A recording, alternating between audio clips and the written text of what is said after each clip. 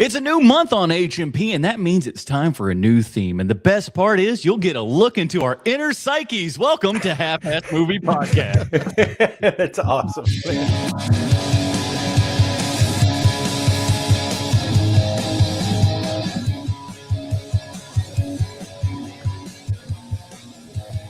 Welcome back, you dirty babies. It's time for another Half-Ass Movie Podcast, a show where we put together a half-ass theme as an excuse to watch movies. My name is Adam Portress, and joining me today, you're going to get a deep look into his mind this week. Sweet Seanzie Kovacs from the internet. In the immortal words of Peter Boyle, darn bushes yowling at me again. And he also has a Daphne tattoo, but it's on his butt, and he'll show you. Bruce Leslie. There ain't no joust like a motorcycle joust. First of all, my tattoo would be of Velma, not of Daphne. Folks, if you want to know my type, you're looking at it right there. That is my type right there. My God. Ladies and gentlemen, we got a new month here. And as you know, we get a new theme as the new month comes in. And this month's theme is the March of Dimes. Sweet Seanzie, tell them all about it and your choice for this week. Okay. So my thought was this: it's not the FDR created nonprofit that would go to curing polio. It is about actors and actresses just looking their absolute hottest, and like a dime. Oh man, that's a dime right there. She's a dime. That lady, right? That lady, what are we doing? That lady right there. We're going to video works. Dime. Dimes, everybody. We're going to get into it. And I think it's going to be a very interesting week and everything, or month rather, excuse me, because we got 5 weeks within this month. That's what I was thinking. But man, oh man, it's going to be a good one. But before we jump into that review, we do want to remind people that this show you're listening to is live on YouTube every Sunday evening at 8 p.m. Eastern time. Come on out. Be one of the dirty babies in the chat. We love to see you out there. And, like, comment, subscribe, all that kind of good stuff. And, hit those, hit a big old super chat if you don't mind. Portress AKA Portress Bucks. We'll make sure to absolutely read that chat out on air as well. So come on out and hang on out. And this week's I want to talk about it. Patreon.com/HMP. This week, I just saw a name pop up and hit a couple of likes on some of the posts and stuff like that. So this week, I want to highlight. That's the word I'm looking for. I want to highlight Jessica Berry, one of our top Patreon supporters. She's been with us for quite some time and is, and spits in the eye of the idea that no women listen to our show.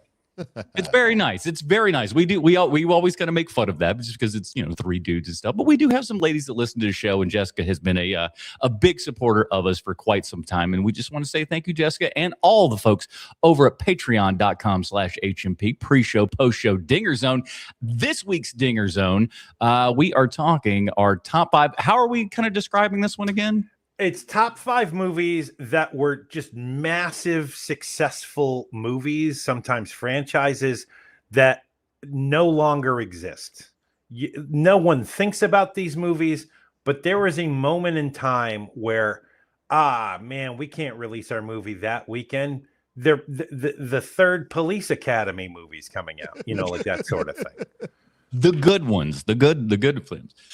So we'll be doing that after our regular stream here. We'll be doing the Dinger Zone. And of course, we chop that out the next week. And the only way to get that is over at patreon.com/HMP. So we'd like to thank all of those people for supporting this show week after week, month after month. And my God, year after year at this point. It's been quite amazing. We appreciate all you guys. And why don't you just drop us an email? Why don't you? halfassmoviepod@gmail.com. We'll read an email on the show if you want to. We will. I swear we will.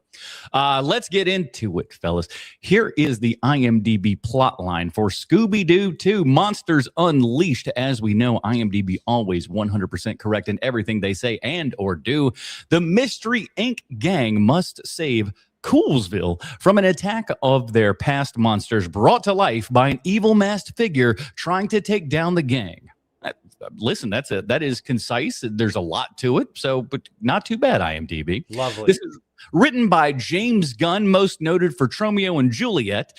I probably did some other stuff you've seen as well, but we won't talk about all that. This is directed by Raja Gosnell, who did, check this, Home Alone 3, Never Been Kissed, Big Mama's House, The Smurfs, and The Smurfs 2. You know, the ones with Neil Patrick Harris and Hank Azaria as Gargamel for some reason, which is kind of insane.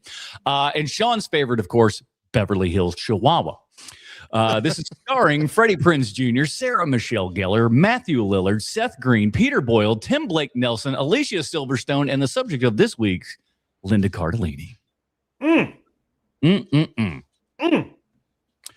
Sean, let's kick it off with you, man. Since this is your pick here and everything, I'll say this: I'd never seen this movie before. I don't know that I saw the first Scooby-Doo movie at all. Bruce, I don't think you're probably in the same camp. What, say that again? Did you see the previous Scooby-Doo movie? Were you? I mean, I've seen the previous. Yeah. Oh, okay. Well, there you go. I didn't see it like in the theater or anything, but I've picked it up at some point along the way. I also got to remember, you guys have kids that would have around this time been kind of a near appropriate enough age to where, this movie would make 110%, sense to watch. None of my kids have even been born yet. So okay, well then that's it's just me, man. I like Scooby-Doo, and I like Freddie Prinze. I like Sarah Michelle Gellar. It was something I checked out on cable or something. Adam, you're spot on though. My kids were once these came out to VOD. My kids were right in the sweet spot of this. They being, Gen Z, basically, my kids they don't really know Scooby-Doo. They don't love Scooby-Doo, but they love these movies. And these are movies that made me think of the top 5. It's impossible to think about now. The first Scooby-Doo movie was a massive, massive success. Like culturally, it had the coolest kids in it, Like it was one of those movies where you've got Freddie Prinze Jr. and Sarah Michelle Gellar and Matthew Lillard in the same movie. Like this is as good as it gets. Like that is what happened with the first Scooby-Doo movie. The second Scooby-Doo movie wasn't as successful, but was still a success. And I mean, it's so well thought of that Matthew Lillard now is Shaggy. Like he's still doing the voices for Shaggy, even on the animated stuff. And with good reason. He's great as Shaggy. Just terrific. And Tarantino's wrong. But the other thing about this, the secret thing about this movie is that for people like me, you're watching it for Linda Cardellini. So when your kids say, "Can we watch the Scooby-Doo movie?" Dad's like, "Absolutely." But I'm watching it for a totally different reason than you. Totally different reason. And that might be a little creepy. I get it. Don't care. Linda Cardellini, it's the kind of thing like, you know how Wednesday Addams now is thought of as like, oh, that's a type of girl that you can like. Mm-hmm. The reason for that is because of the Addams Family movies, and people grew up with the Addams Family movies, and people were like, oh, that's a cute girl, right? Yeah. That didn't happen before those movies, though. Like the old Addams Family TV show, no one was like, oh, you know what? I like that type of girl. I like that type of girl, right?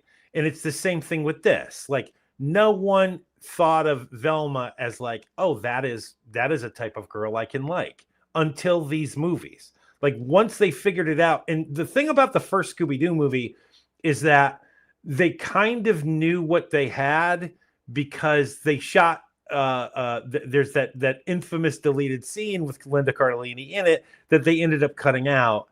And just go on YouTube, Linda Cardellini Scooby-Doo cut scene, and it'll pop right up for you. It's really terrific. It's really terrific.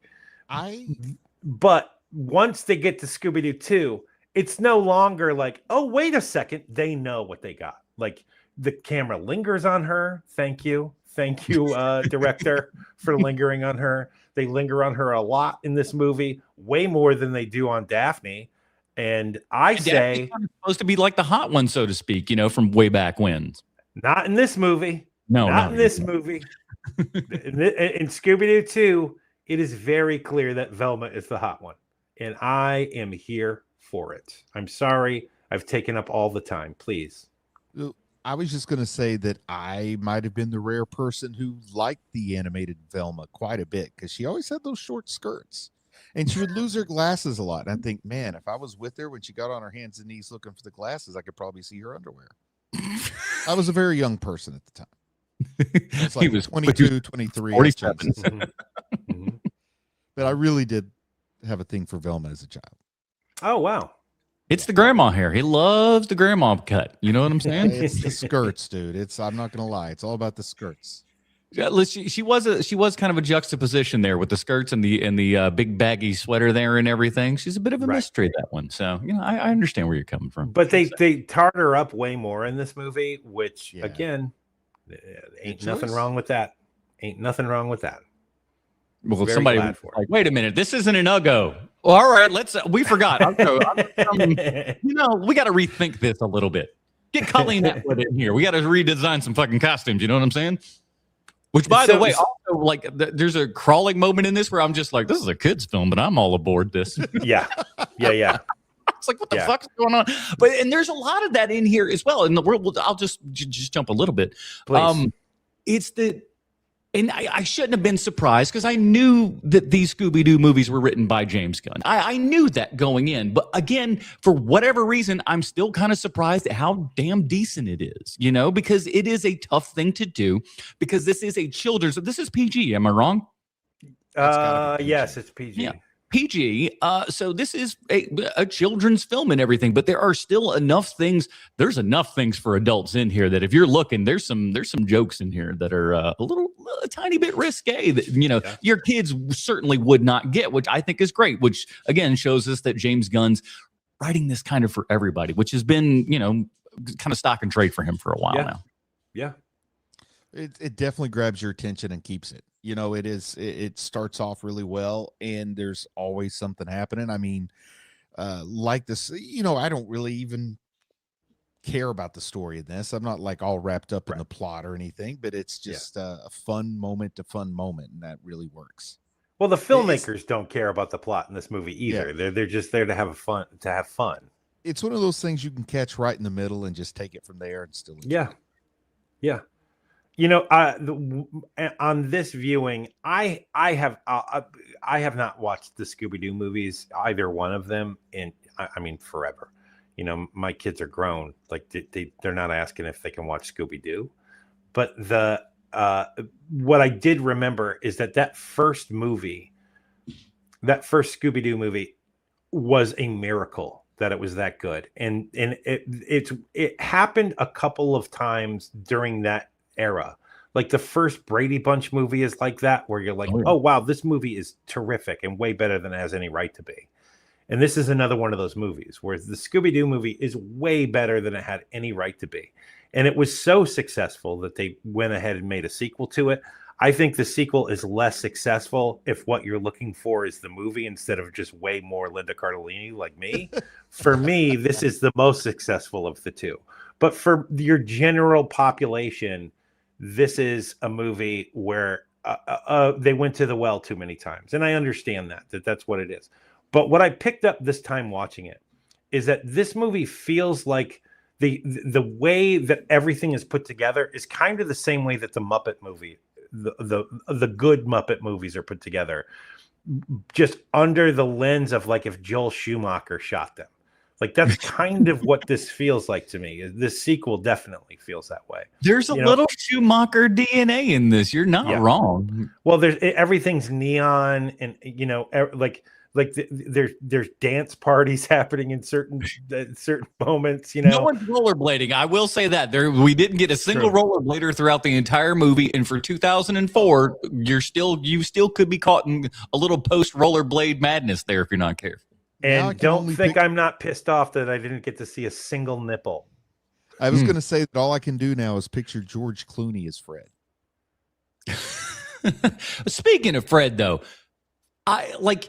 Freddie Prinze Jr. is just the oddest choice in the world for Fred. But boy, oh boy, does he absolutely kill it. He's so much fun in this role. It was star power, man. That's the reason why you got cast. You know, both he and Sarah Michelle Gellar are literally cast. They probably got the money to make the movie to this level once those two signed on, really. And once you hear, like, it just makes perfect sense at the time. Oh, Matthew Lillard is Shaggy. Yes, I can totally see that. Like, it's that kind of thing. You know, it's like, Adam, I don't even know if you were born, but when you started hearing news about that, the new Batman movie that was coming out, and you hear Michael Keaton's playing Batman, it was kind of like, huh? But then they're like, oh, and Jack Nicholson's playing the Joker. It was like, yep, absolutely. That's exactly what needs to happen. And so it's kind of the same thing with Matthew Lillard as Shaggy, where it's like, well, no other human should be playing that person. Like, that's exactly who should be playing him. I like the idea that the casting director had to check and see if Bob Denver was still alive first. No, shocking. Actually, Bob Denver was probably lived to be like 98 or something. He was probably one of those dudes. Skipper checked out early for sure, though. Well, I mean, he was also Maynard G. Krebs and Dobie Gillis, who is very clearly the inspiration for Shaggy. Oh, so without a doubt. Yeah, little inside baseball joke. It's literally the same. I mean, Hanna-Barbera is just lousy with that, right? I mean, you got a shark that talks like Curly from the Three Stooges. You have the Wheelie and the Chopper Bunch, where the like Flintstones are literally just a rip off of the Honeymooners. Honeymooners. It's like, come on. I just didn't want you guys to think I was pandering to all the Dobie Gillis fans that watch our show. Listen, man, and there are tons. There are tons. That's why there's so many people here tonight. Thanks for spoiling my top 5 this week, boys. Oh, I'm sorry. It happens. One of the things that I absolutely hate about this movie and totally forgot about is how egregious the Burger King product placement is in this movie. It is so awful. To the point where it's like, we get it. Burger King paid to be in your movie. We get it. It's everywhere all the time. It's even a bloody plot point at one point where it's like because they get stuff thrown at them, and it's Burger King that gets thrown at them. Were you aware that it was Burger King in North America, but KFC everywhere else? So they had to shoot every Burger King scene only with KFC. And to me, I want to see the KFC version because I don't know how you work a bucket of chicken into some of that. Yes, that's way cooler. That's way cooler at being KFC. Although I don't know why I think it's a lot cooler. I just do. Like, I have no reason for it. I have no dog in this fight, no horse in this race. I like the idea that people are out just naturally eating chicken out of a bucket. See if somebody like, fuck that guy, and throws the chicken at him. Yeah, throw it at Fred Jones. Really, I could see throwing half a cheeseburger at somebody if you're pissed, but you have to really be pissed to throw like 7 pieces of chicken at them. Yeah, that's you're just throwing money away, man. What are you doing? Throwing my side mac and cheese at him. Oh no. That's way better. But I mean, come on, man. Because they kind of had, like, whenever I see this, I'm like, Wayne's World had come out already. Like, those jokes are already in the public consciousness. So when you see it in a movie, it's like, you didn't learn that this is literally a joke now, how bad the product placement is. Like, why haven't you learned anything? Why is it like this? It's ridiculous to me. Made me nuts. Like, listen, man, when Robert Zemeckis does it, you all love it. Shut up. Do you see how hard Tim Blake Nelson is acting in this scene right now? And you're ruining it. You're ruining it with your stupid product placement. Tim Blake Nelson has to be a nice guy, I think. I don't know why. Like maybe he's got kids that he did this. Like, he's above this movie, and like, I don't mean that but I just, like, he shows up. Now, granted, he's probably there for like 3 days. Oh man, he just had a sandwich and left. But it's one of those things too, where like the more of these reps you get as Tim Blake Nelson, it gets you further and further out from, oh, that's the one-off guy. From Oh Brother, Where Art Thou? And we're right in that time here. Like, this is Oh Brother, Where Art Thou country. So when he shows up in this thing, it's like, oh, cool. Tim Blake Nelson's in this. At least I know he's going to literally give it his all, which every performer in this movie is doing. There's no one half-assing it. like Peter Boyle, like all of those, like all of the people who are coming in to have a sandwich. Even Alicia Silverstone, God bless her, is trying as hard as she can. She's doing well enough for what she's doing. And I feel like, now I could be wrong. But maybe I'm giving too much of a leeway here with this. But I feel like Alicia Silverstone is kind of realizes who she is. She's read the script and maybe she's acting a little bit funky in account. That's his best I'll give. But, she could have been a lot worse. But again, another pretty looking lady, I think, right about that kind of height of her time there and everything.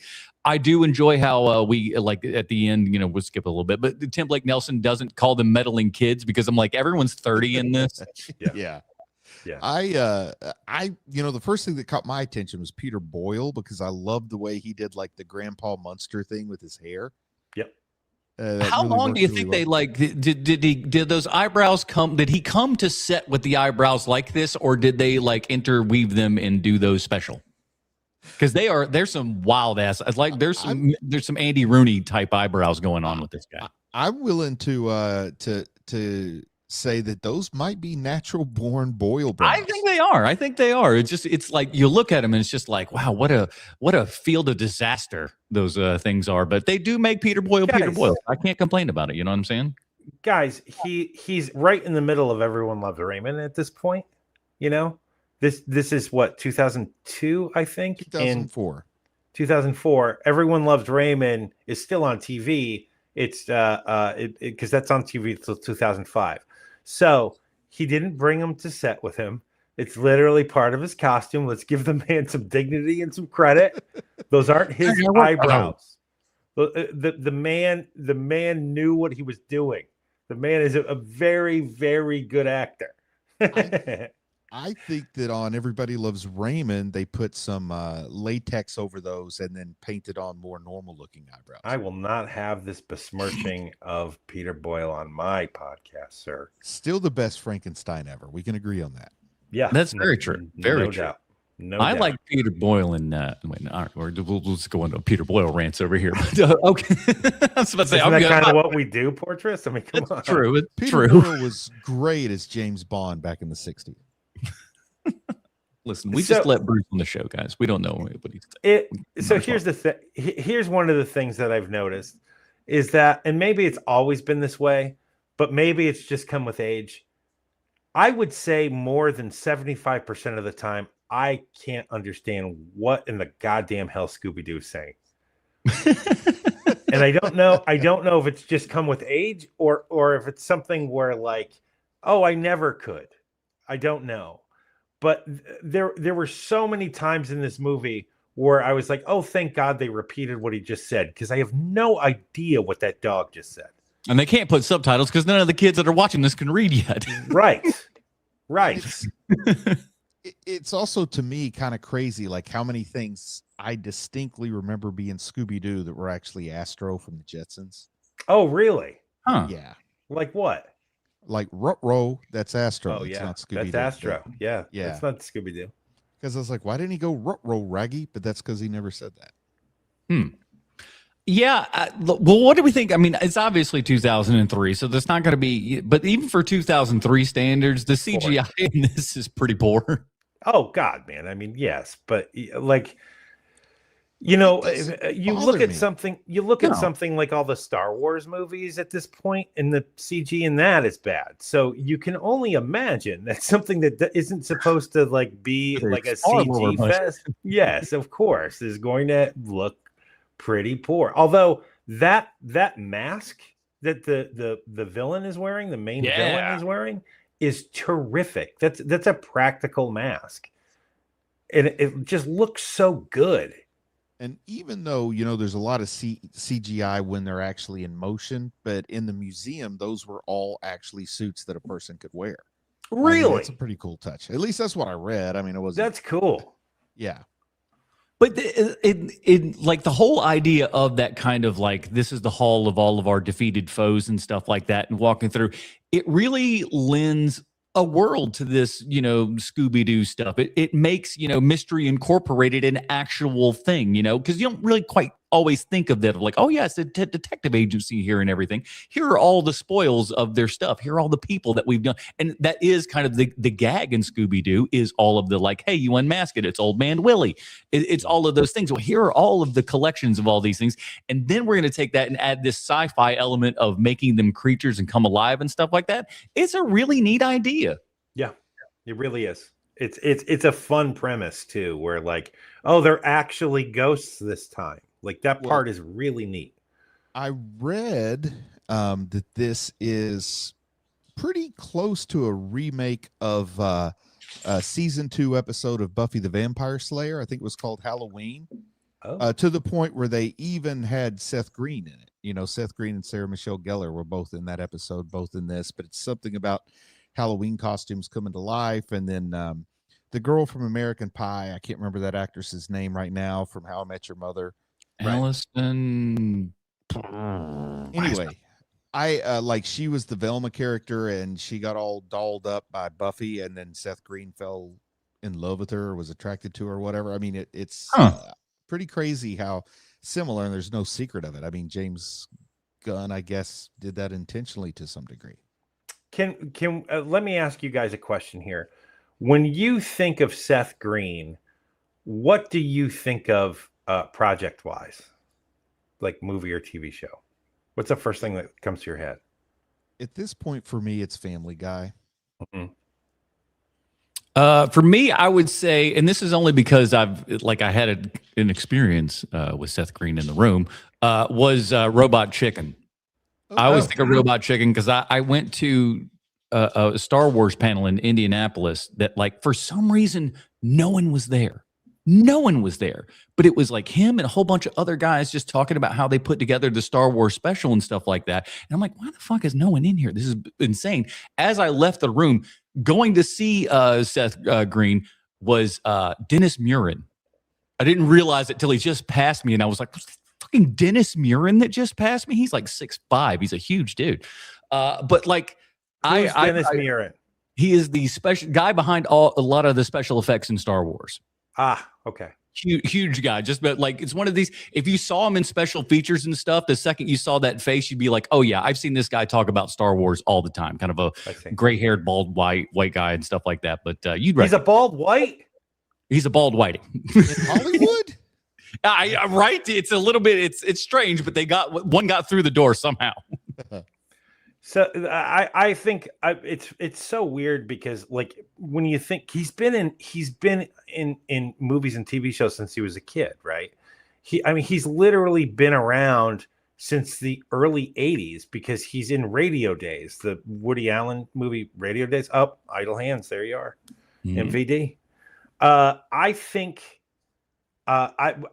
for me, it's always a toss up between him and Austin Powers or Robot Chicken. And it's so the reason why I'm asking you guys this question is with purpose, is because he's playing the nerdy guy in this movie. But at this point in his life, Seth Green is an executive producer on Robot Chicken. He's been in the movie business for 20 years successfully. He's been in 3 gigantic movies at this point. And he's about to kill it with Family Guy forever. Like, he's just going to work on Family Guy for the next 30 years, just cash and mailbox checks all the time. And that's totally fine. It's just so strange to me that even at this moment in his career, Hollywood is like, oh, we need somebody nerdy, like Seth Green. Meanwhile, Seth Green, if he walks into any room, is the most popular human being in the room, especially during this time. And I just found it fascinating, the juxtaposition of, Hollywood is still treating him like he's a nerdy nerd, because nerds are still nerds at this point. Like, it's not the coolest thing in the world to be a Doctor Who fan, I think you just brought it up, though, and it just clicked. We may be 1 year away from that. Yeah, because this was the year that, like, from them actually knowing that he's cool, because that was 2003 was when that Star Wars convention was. No, this is when the convention was. I see. It might have been 2004. I forget. 2003, 2004, either way. But I go to that Robot Chicken panel and there's no one there. I go to the next Star Wars celebration. It is unbelievably packed. It was there was a bigger line for the Robot Chicken panel than there was for George Lucas. I shit you not. Wow. I know at the end of I think it was Blue Harvest, one of the Family Guy spoofs of the the OG trilogy of Star Wars, and at the end, one of the characters that Seth MacFarlane voices is just telling the character that Seth Green voices how terrible the Robot Chicken Star Wars adaptations are, and I just got a lot of fun out of that. I don't know. I thought it was pretty good. You know whose voice Chris is doing as, or Seth Green is doing as Chris in Family Guy? No, who is it? It's Buffalo Bill. Wow. Think about it. It makes so. He's like, that's Wow, From that's Silence of the perfect sense. Lambs. yeah. Yes. Okay, so I want to make sure That's you weren't talking about like the cowboy performer from. Oh, come on, Bruce. Get the But fuck out of here. I heard him just talk the about that. cowboy performer. Yeah, everybody's Buffalo Bill impression. Buffalo Bill in the Wild West show or whatever he had. Get the fuck out of here. Here's my Annie Oakley. So here's the thing, right? So one of the things I want to talk about for a second, because we're not going to talk about it a ton. I just want to touch on it. The mystery machine in this movie has never looked sexier. The only thing that sucks about it is the clown show paint job that's on it. But if you take that clown show paint job off of there, I defy you to show me, like, the A-Team's van isn't as cool as that van. That van is badass, man. They got McGuire on the tires and on the hubs. It looks so gorgeous. That chrome is shiny, baby. It looks so good. Despite the artistic choices with the paint job, the paint job itself looks great, high gloss, Yes. immaculate.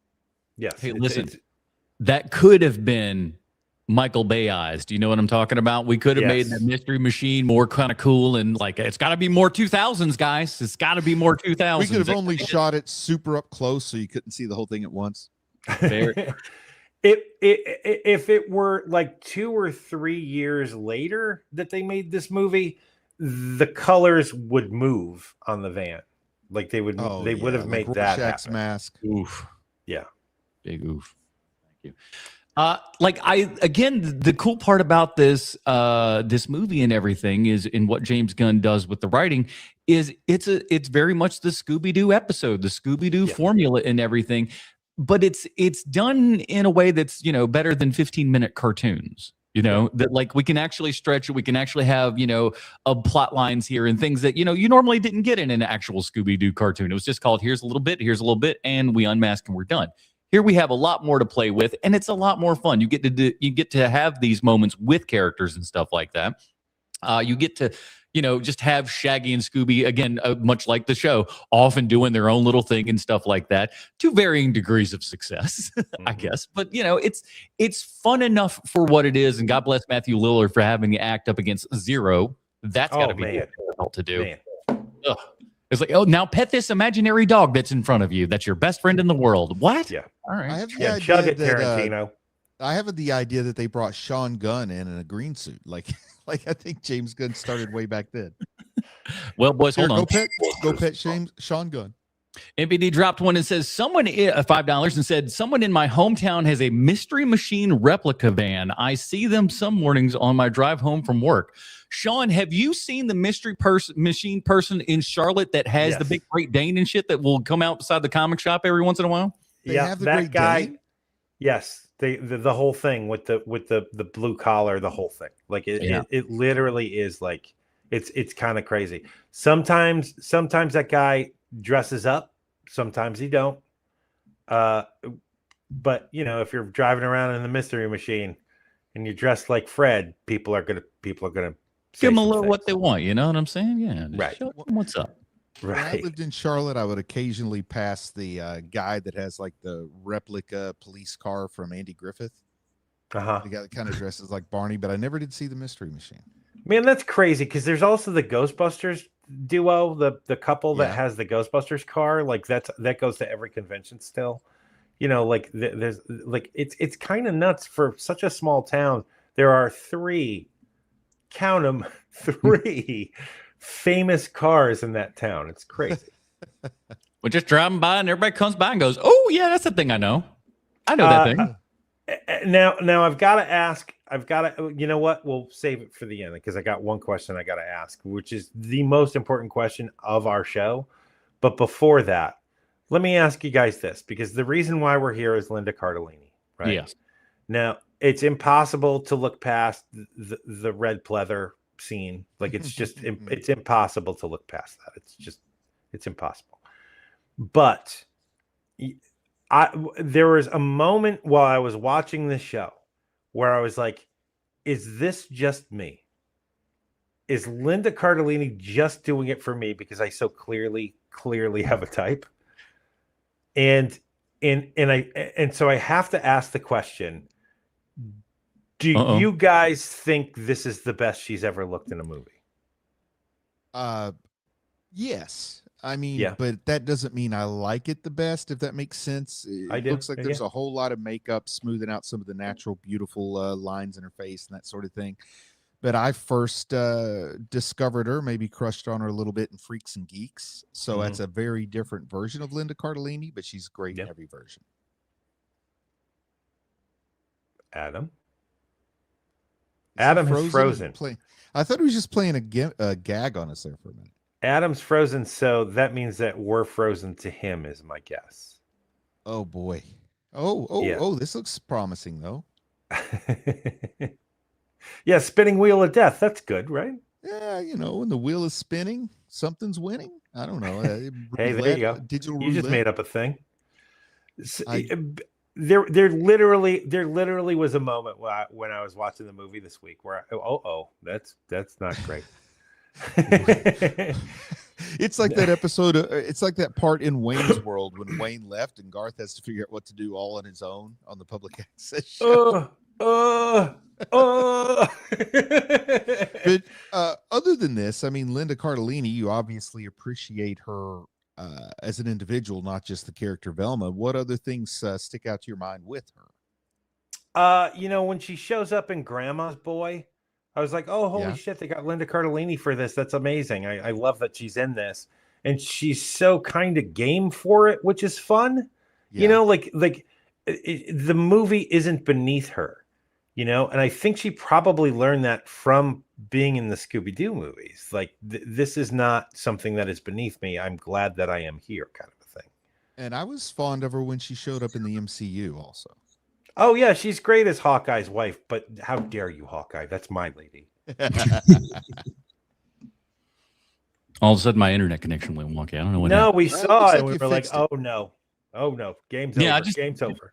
Just reloaded. Well, I don't know what the heck happened, but I was just like... Bruce started crying when you were gone. I was like, Bruce, it's going to be okay. I'm still alive. I have no object permanence. I thought you actually no longer existed. We were talking about Linda Cardellini a little bit. What do you think of Linda Cardellini? One more time? What do you think of Linda Cardellini? Listen, man, she's great. Visage? Listen, Sean and I are not too far off on the kind of same path here in many ways. So I understand exactly where this man is coming from, and when he said it, I'm like, got no problem with this movie. Yeah. And again, like with the glasses and everything, you're aiming down my alley with all of this stuff. So it really works. It really, really works. So you've got no problem with me in selling this of like, oh, I just take this off and put the hair in and everything's fine. But I love also that the fact that we go into the fact that it's like, this isn't her. This isn't who she is and what she does. Like, we're trying to sex it up and stuff. And that's not who this person is, but she wants to put on, the airs and all that kind of good stuff. And we have enough fun with the kind of leathery fart jokes and stuff like that, which, I'm sure the kids, absolutely love. I mean, there's a couple of great fart jokes in this. In fact, I say, if you're watching them, take a shot for every fart joke you hear. You won't get plastered, but you'll have a little buzz by the end. Oh yeah. By the end, you're going to have trouble hitting the stop button. I was telling Sean that I honestly, like, it's not a bit, not a gag or anything. I prefer her in her more natural form than when they get her all dolled up. Yeah, I listen. I can agree with that, and it's one of those things that like sometimes you can find a lady even hotter than than not in like pair of sweats and all that kind of jazz and stuff like that. It all kind of it depends on all the factors. There's a lot of factors in play. We're as simple as men are very often branded. I think we're sometimes a lot more complicated deep down inside. Not me. Yeah. I think I learned something here today. I think we all have. So if anyone wants to know what my wife looks like that. Pretty close, yeah. If anyone wants to know what my ex-wife looks like, It's going on. just meaner.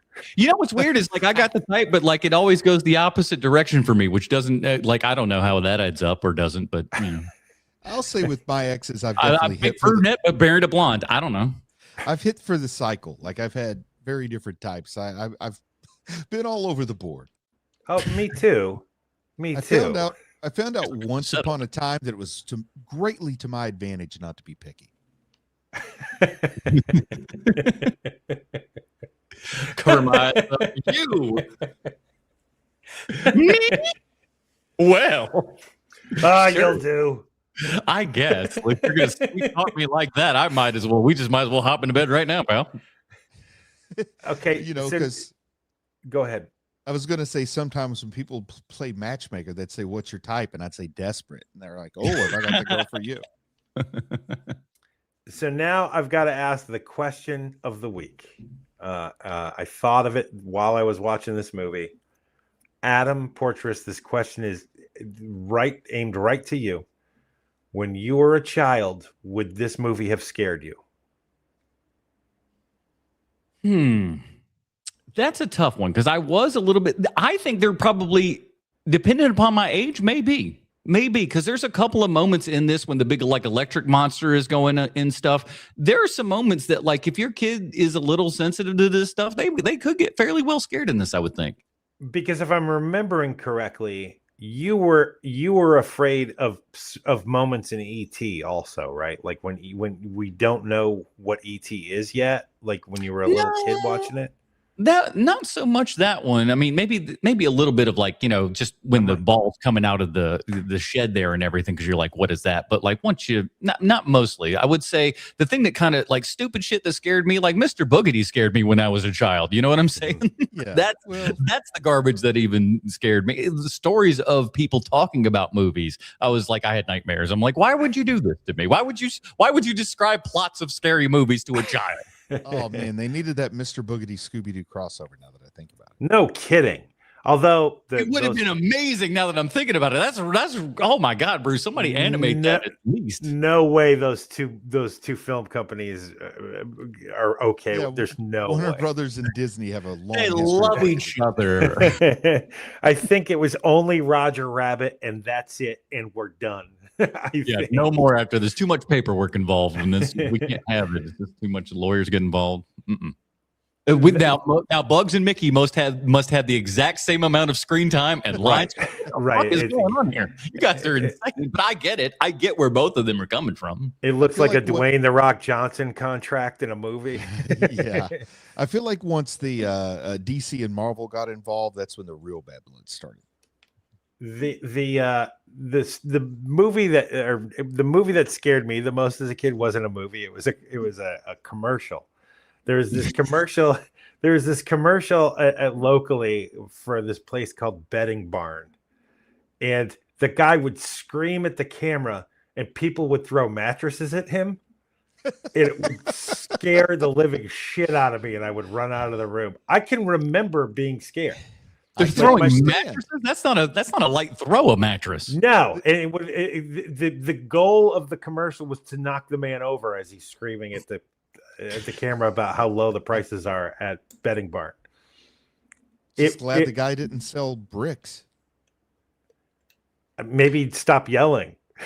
I tell you what, though, I don't know that I show up to a place that's called Bedding Barn. Oh, bedding. You know what? I just put it together because I was like, why the fuck are we calling it the Bedding Barn? That sounds like a place that you go to do offshore betting and gambling and shit. Like the Bedding Barn. That's my mistake. That's my mistake. My accent has gotten me in trouble with more gens than you can possibly imagine.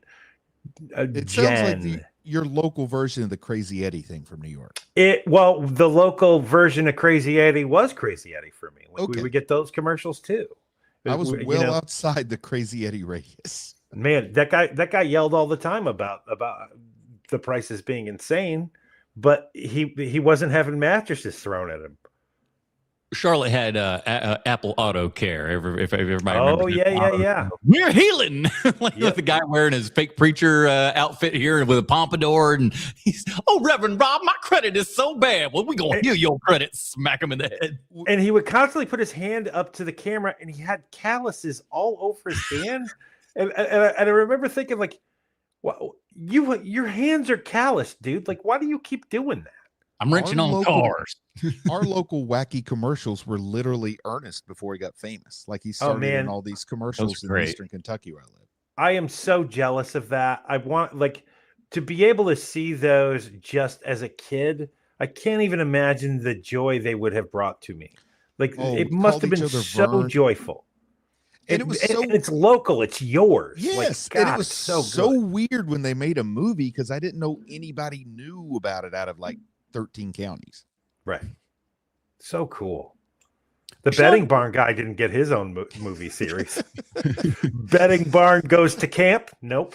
No. He's got to rescue the kids while mattresses are flung at him. Apple Auto goes to jail. That wasn't a movie. That was real life. What do you think about like the design, like the set design and stuff in this movie? Because like there's some stuff that's like really cool, some stuff that sucks, and then there's like an ungodly amount of like green screen CGI, just bullshit. There is, but the problem when you're making a movie like this, because the people who are making it are doing a really good job, because basically they're trying to make a live action cartoon, right? So you have to make it look as much like a cartoon, but also with having a foot in real life, which is just so incredibly hard and such a weird dance that I thought that they did a pretty good job. I think it's uglier than hell, but I think it's ugly as hell because it's 2004. I don't think it's ugly because they did a bad job. I think that there's also an issue when you're CGI, like think about how bad it looks when they are extreme sporting down the side of the mountain on the trash can lids. Like that looks really bad. That looks, I mean, everyone busts the chops of Escape from LA with Kurt Russell on that surfboard. I present to you Scooby-Doo 2 Monsters Unleashed. That looks way worse than that. In the year 2004. Right. And I think in the year of our Lord. And I think that the art team is doing a really good job with both hands tied behind their backs. Like, that is a massive set that they're at where it's the museum of Scooby-Doo villains. Mm-hmm. What do you fill that with? How do you make that look something that isn't austere, like a museum would be? Like, how do you make that look like something that would be drawn in a Hanna-Barbera cartoon? I think they did a good job. The other really good job is when Shaggy and Scooby sneak into the bad guy bar, and the softest bad guy bar in history. I love Faux Ghost. Yeah, it's just so great. The outside looks amazing. The inside of it looks great.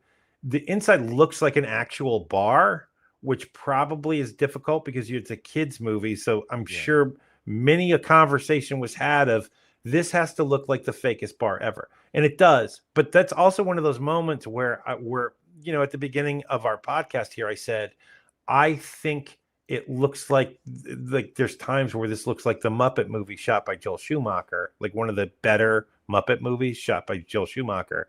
And that's one of those scenes where it's like, oh, this looks like the Muppet Show and Joel Schumacher. And I'm not saying that as a pejorative. I think that recommends the movie.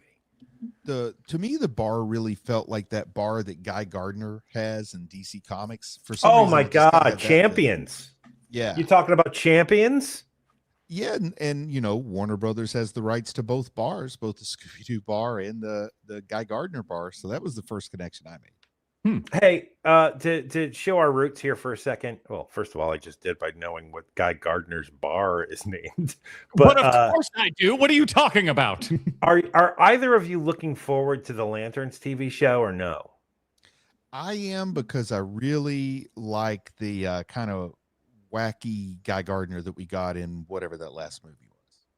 Superman. Yeah, I'll give it a shot. I'll give it a shot just because of the the kind of people involved and stuff like that. And again, like I said, it feels like, at least to some degree or another, not the biggest of degrees, but like sometimes when comic stuff comes out, it's just like, it is still part of the DNA, like I liked this shit way before we ever did the things, and I'll like them, afterwards. So I'll always kind of be like at least a little interested.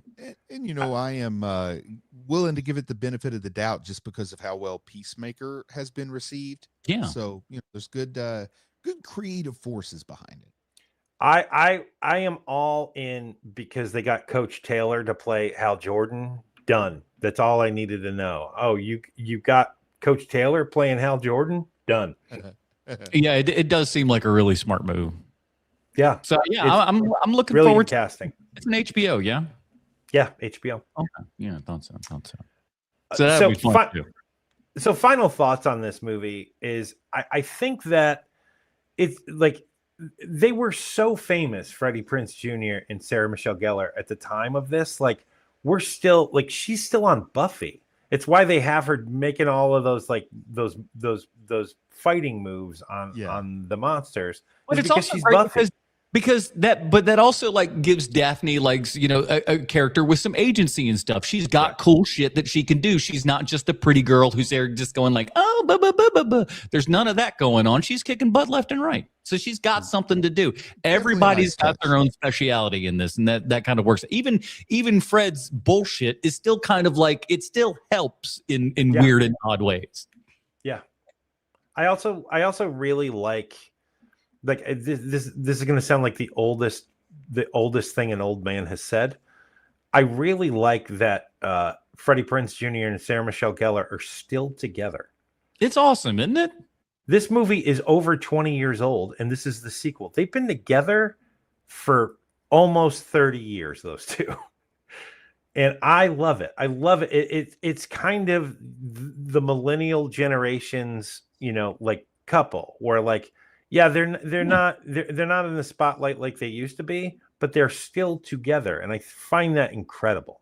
And they're still both good looking. Still good looking people. I'll tell you what, it's not too shabby there. I will say this though, God bless, but Seth Green is looking aged. He aged real fast there. I just saw like that Family Guy panel, and all of a sudden I was just like, oh, Seth, man, age been catching up a little bit, and it does to all of us. So I'm not, whatever. Yeah. But and Freddie Prinze is a Star Wars, so that's always like a big check mark in our category. I love how much Freddie Prinze Jr. loves Star Wars too. Yeah, he loves it. It's another one of those, like that cat is into Star Wars, and like that's who I want behind Star Wars is people that like dig it the most. That's who I want behind Star Wars. He likes Star Wars so much that he will actually speak people about Star Wars. Like that's how deep into it he is.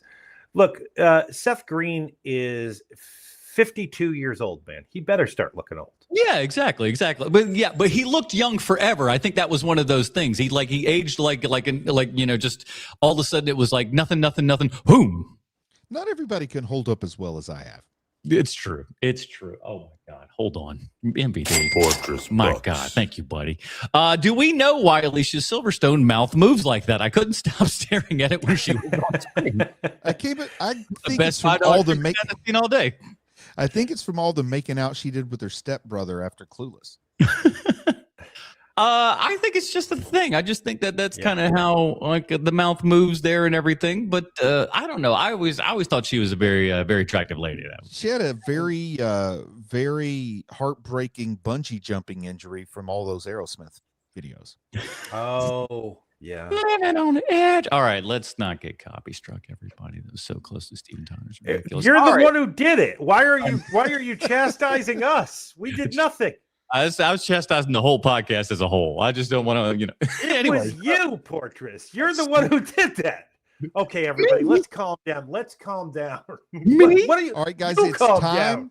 It's time we quit talking over each other and stop making really unfunny jokes. Okay, guys, let's all It please hasn't stop doing stopped that. us for 10 years. I'll be goddamned if it's going to stop us right now. Anyways, ladies and gentlemen, it's come to the end of the program, and we've got to ask ourselves. No, wait, that's the other show.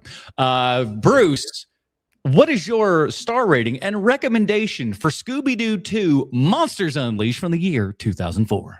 It's a fun time. It's a good time, but it's not a intellectual time. It's not something that's absolutely going to speak to you in terms of addressing the human condition or anything. So I'm going to give it 3.5 Scooby snacks, or 3.5, 35 cents. 3.5 times is 35 cents. I'm going to give it 35 cents. Hey. Sean, what do you got? Which also makes it like the most anything it gets, 50 cents. And that's still kind of like, oh boy, oh, 50 cents. Wow. Gonna get me a handful of bit of honey. Linda Cardellini, 10 out of 10. No notes. Perfect in every way. Love Fair her enough. in this movie. Love Linda Cardellini now. But my God, man, her in this movie, it's unfair. I'm only a man made of flesh and bone. The movie itself, however, is still fun. It's about like a 3 out of 5, I'd say. 3 Scooby snacks. Like it's not good, it's not bad. It exists. The only thing to recommend it to me is that there's 2 things. One is, oh, this movie isn't a nightmare to watch. Like this is, and you can watch it all the way through, and it's not a job. It doesn't feel like a job when you're watching it. And the second thing is, of course, Linda Cardellini.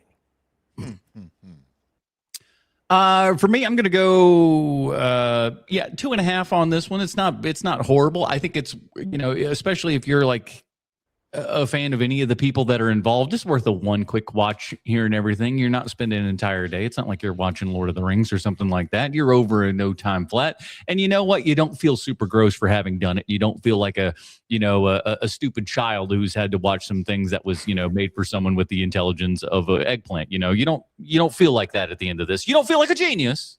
You don't feel like you're going to go to any Mensa meeting and be like, hi, boys, I got a lot to share with the group. I saw Scooby-Doo 2 Monsters Unleashed. That's not happening either. But you don't want to jump off a bridge, which is a good thing. So I'd recommend it for like a one-timer, just to kind of see how much fun everybody's having with this. That's a really good point, Adam, because, Bruce and I have that happen to us constantly. We're like, oh, sweet. You know what? I will watch this old episode of G.I. Joe. Yikes. Yes. Oh, I will watch Voltron. Yikes. Like it just happens over and over again, where you're like, was I the dumbest person alive? I watch this every day. We had 3 channels to choose from, and 2 of them were like Phil Donahue and Oprah Winfrey. We got to cut ourselves some slack. Okay. I thought this was good. You were wrong.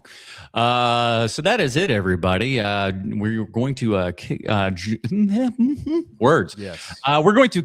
I keep wanting to say we're kicking off. We're not. We're continuing on rather our March of Dimes series here next week with career opportunities. Everybody. Nice. This is one I'm excited for. I'll tell the story next week about how I came across this movie and everything, how I thought career opportunities, that sounds like the worst ever. And let me tell you, boys and girls, it is not. It is most assuredly not. So we're going to talk all about career opportunities tomorrow, or next week rather. Story last week of how you found it. Well, we're doing it again for the people that don't listen to this every week. I've seen the numbers.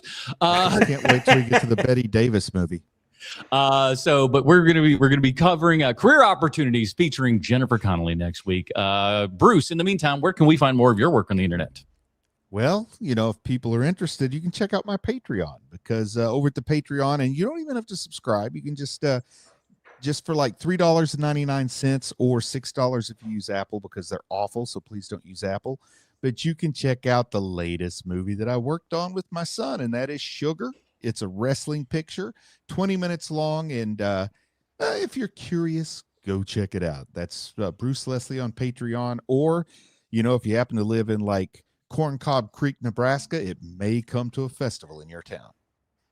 Indeed. Sean, Are we teasing? Are we teasing the tease? What are we doing? Yeah, might as well, right? So I'm gonna drop it this week. So as longtime listeners know, I have been poking at this one idea that I've been wanting to do forever. And I even recorded a bunch of episodes of a show called Sean Likes Spaceships. And I will never put them to air because they're awful and they suck and they're boring and there's no reason for them.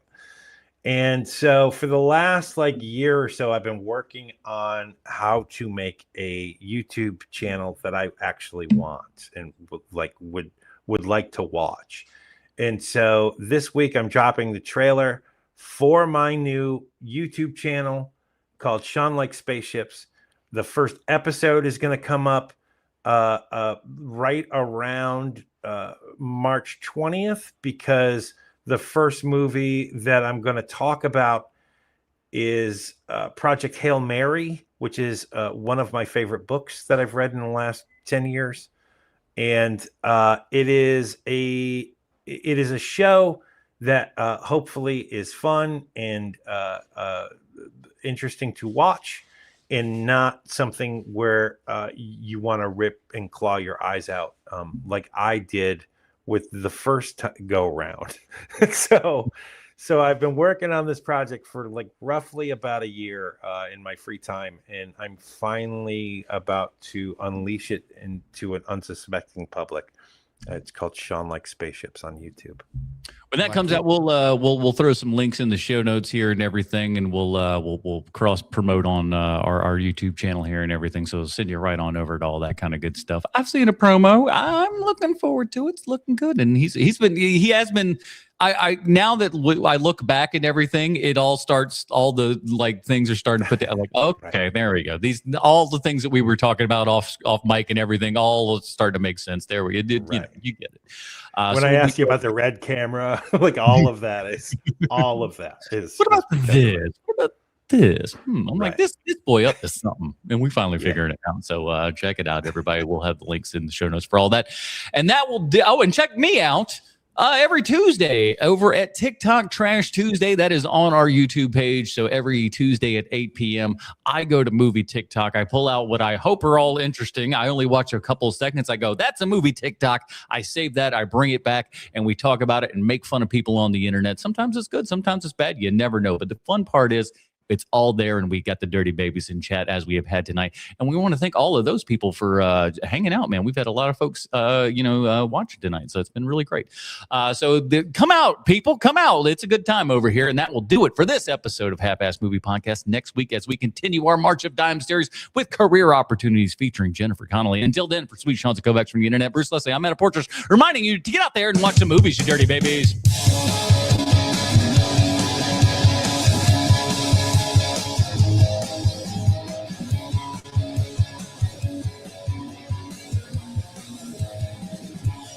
Are you playing that live?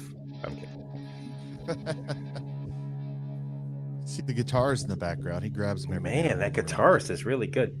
Is that you on the drums also, or is that just drum from Apple Music? When I came back in, all of my graphics that I'd loaded up at the bottom are all gone. Oh, no. I go to I could still put it back in, but it's I just go to put it on, and I'm like, oh, that's not working. Well, shit. Oh, no. That's all right. All right, gang. We're going to do a little breaky poo here. Then we're going to come back with the Dinger Zone. This week's Dinger Zone. I'm going to make this little magic here. That's not Top bad. 5 Bill Pullman movies. Nice. 2 weeks in a row. Man, I'm going to have a hard time coming up with 5 more. Come on now. Same 5, just different order.